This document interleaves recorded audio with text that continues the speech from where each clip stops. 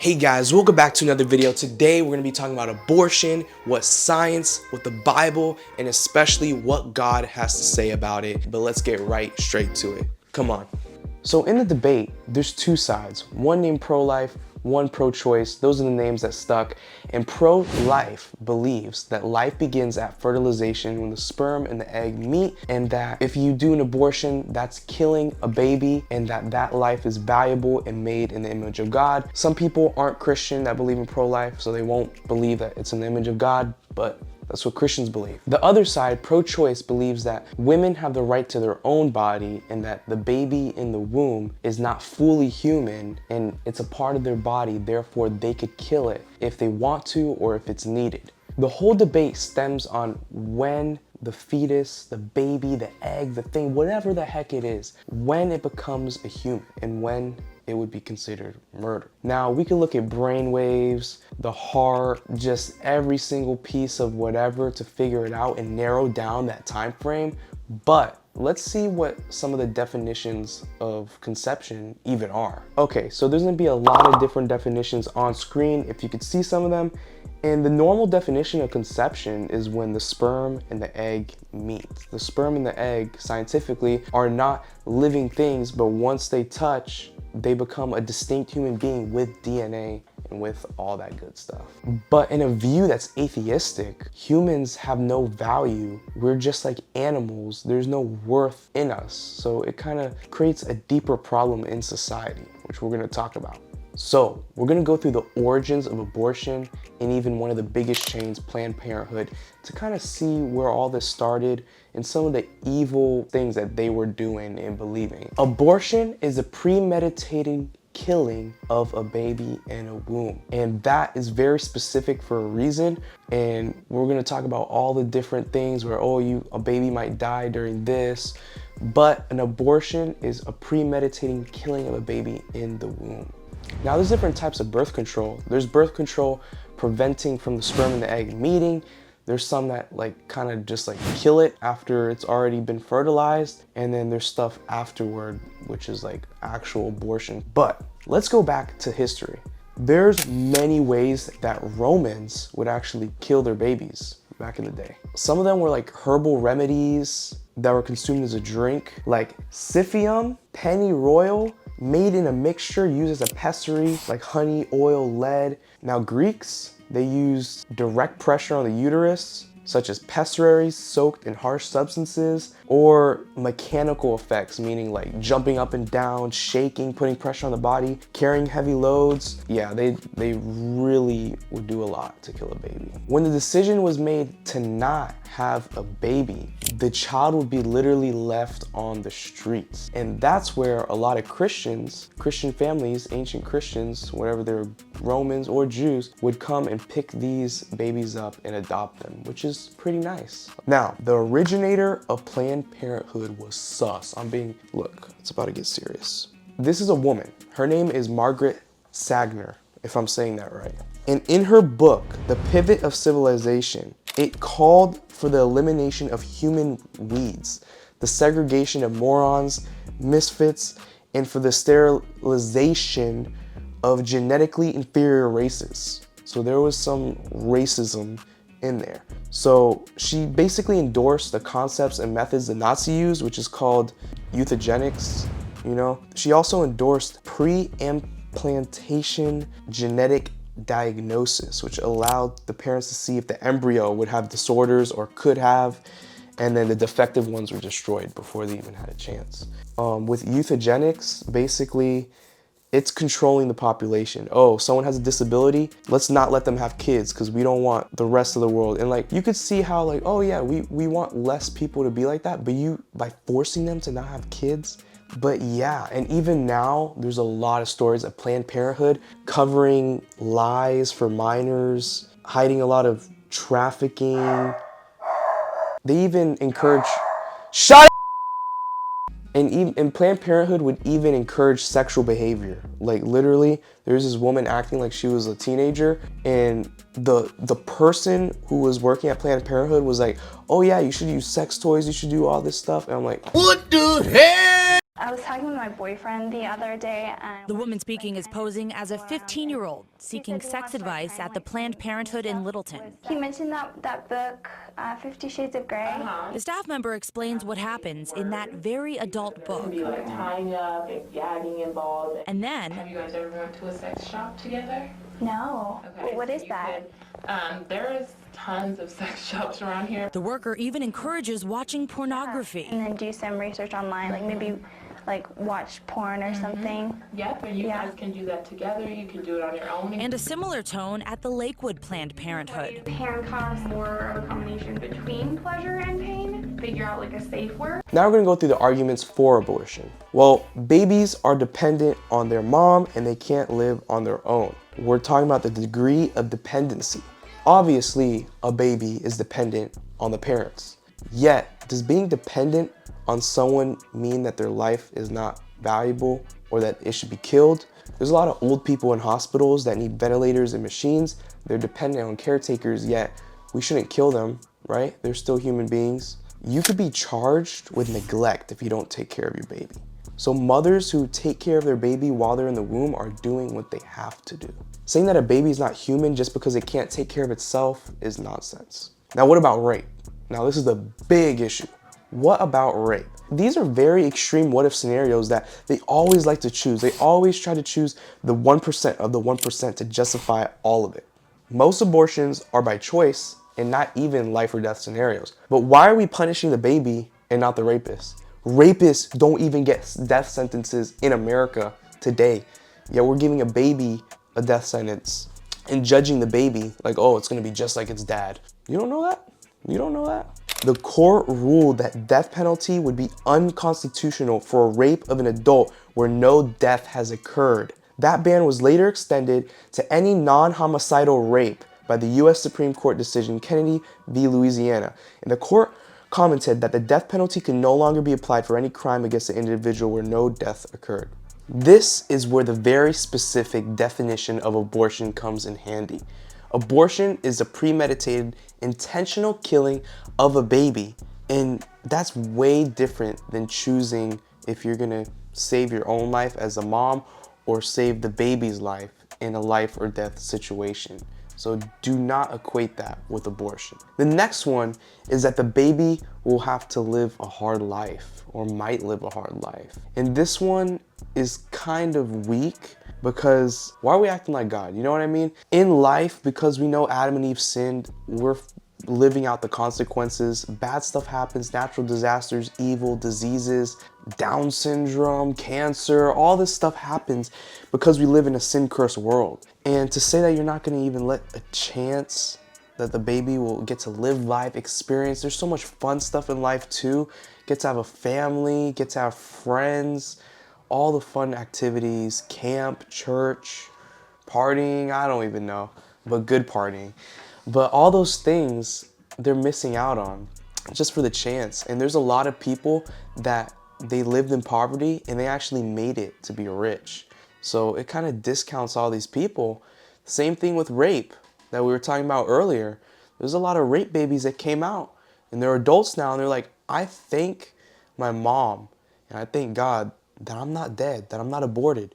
My mom absolutely is my hero. This 18-year-old, 11-year-old capacity, like she valued life enough to, despite the odds of homelessness, mental, challenges, literally, no support. She didn't have one day of prenatal care. Literally, I make my living today sharing my story and people's minds have been changed. They've been challenged on how they view this issue.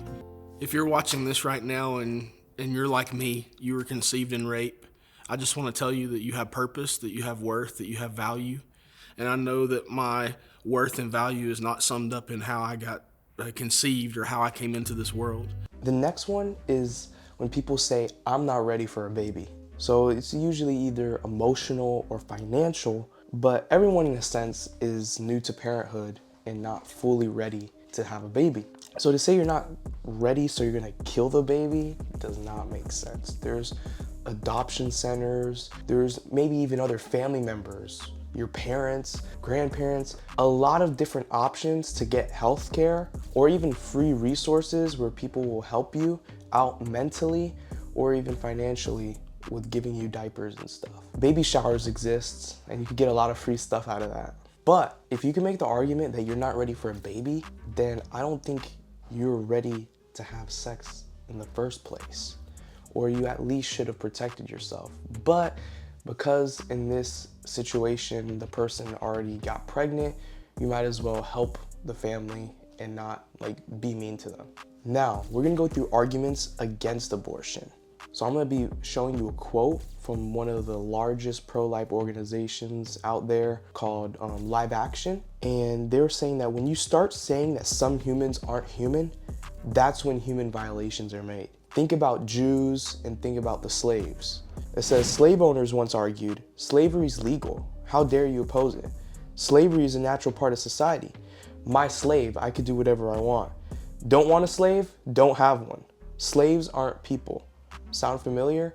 Abortion proponents use the same tired rhetoric. Now we're gonna go through the other arguments. Size. A small child is no less human than an adult. Just because one is smaller and has smaller organs and is not fully developed doesn't mean that we should kill someone. The next one is the level of development. An unborn child is very much less developed, like we were saying, the organs are smaller, but the thing is though, development does not determine the personhood. Like even high school students like myself, my body is not fully developed yet. Does that mean I'm less human because I haven't reached that age of full maturity? Of course not. The environment is the next one. Even though an unborn child is in a womb in a different environment than a born child who's outside in the world, doesn't mean that the value goes away. Now, this is the most important part. What does the Bible say about abortion? Does it even talk about abortion? What does it say about babies and just life in general? Well, we're gonna look right into that. Jeremiah 1:4-5 says, "The word of the Lord came to me, saying, before I formed you in the womb, I knew you. Before you were born, I set you apart. I appointed you as a prophet to the nations." Now, in context, God is not talking to us at all. He's talking to Jeremiah. But here's the three things we can learn from this. God knew him in the womb, knew him, so he was a person in the womb that he could know. God makes it clear he knew Jeremiah even before he was in the womb. And this whole part is for Christians, because there's a lot of Christians that believe abortion is good. So this is primarily for Christians to see that the Bible is against this. Number 3 says, God tells Jeremiah his growth was because God was forming him. So this implies that Jeremiah was a person and was distinct. Now, Luke 1:41 says, when Elizabeth heard Mary's greeting, the baby leaped in her womb, and Elizabeth was filled with the Holy Spirit. So this obviously is to emphasize that John's coming before Jesus and how like Jesus is the Messiah. But this shows that John had to be fully human because he was doing his prophetic work before he was even born. Exodus 21:22-25 says, if people are fighting and hit a pregnant woman and she gives birth prematurely, but there's no serious injury, the offender must be fined whatever the woman's husband demands and the court allows. But if there is a serious injury, you are to take life for life, eye for eye, tooth for tooth, hand for hand, foot for foot, burn for burn, wound for wound, bruise for bruise. So this is an Old Testament law for the people in those times. It was cultural, it wasn't a moral law. And the impact is pretty clear. If harm comes to a baby, it's life for life, implying the baby in the womb is a separate life. And not just that, but it's as valuable as an adult man. Now, Psalm 139:13-16 says, this is the one that everyone knows about because it's the most like pretty, beautiful one. For you created me in my inmost being. You knit me together in my mother's womb. I praise you because I'm fearfully and wonderfully made. Your works are wonderful. I know that full well. My frame was not hidden from you. When I was made in the secret place, when I was woven together in the depths of the earth, your eyes saw my unformed body. All the days ordained for me were written in your book before one of them came to be. Now, the depths of the earth obviously is like a play on words with the womb. And even in an unborn state, the baby had personality and sensitivity before birth. In the Bible, throughout the Bible, it shows how we need to take care of the needy. And babies are the most needy people. You know, they can't take care of themselves. Matthew 25:34-36 says, "Then the king will say to those on his right, 'Come, you who are blessed by my Father, take your inheritance, the kingdom prepared for you since the creation of the world. For I was hungry, you gave me something to eat.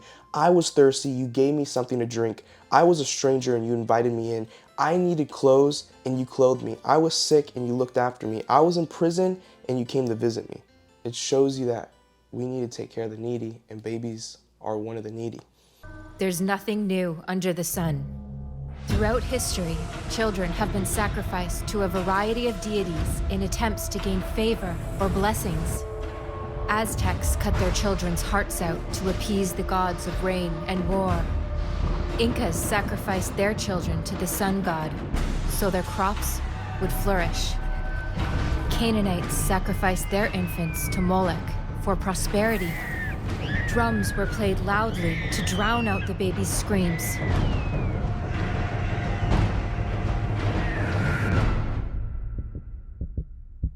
Child sacrifice never stopped, and we still don't hear their screams. There's nothing new under the sun. We sacrifice our children today, not for rain or war victories, but for freedom or convenience. We sacrifice to gain favor in the workplace, or for the blessings of money or fame. We sacrifice our babies on the altar of free sex. Child sacrifice is no longer a public event. It's done behind closed doors. Rather than a gory burning or bloody stabbing, it's become a neat, sterile, and clinical event. I'm going to show you how abortion is one of the leading causes of death in the world right now, with some statistics. The second leading cause of death in 2022, as identified by Worldometer, was communicable diseases, causing nearly 13 million casualties.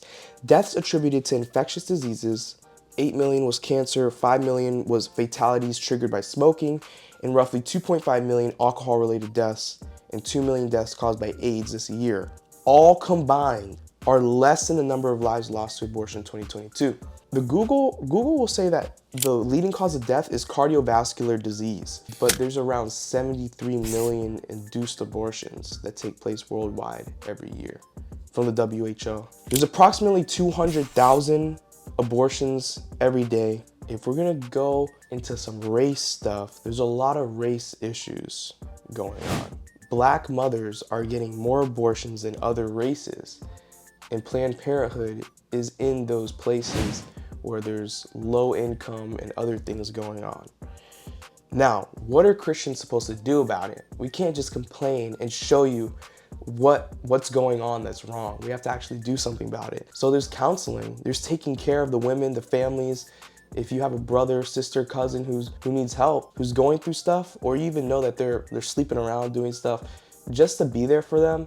Also show them some truth that, hey, you shouldn't be doing this. There's this and that, there's other ways, is very helpful. Now, there's a lot of coercion that goes with that in Planned Parenthood. If it's the boyfriends, the dads, family, they don't want the babies.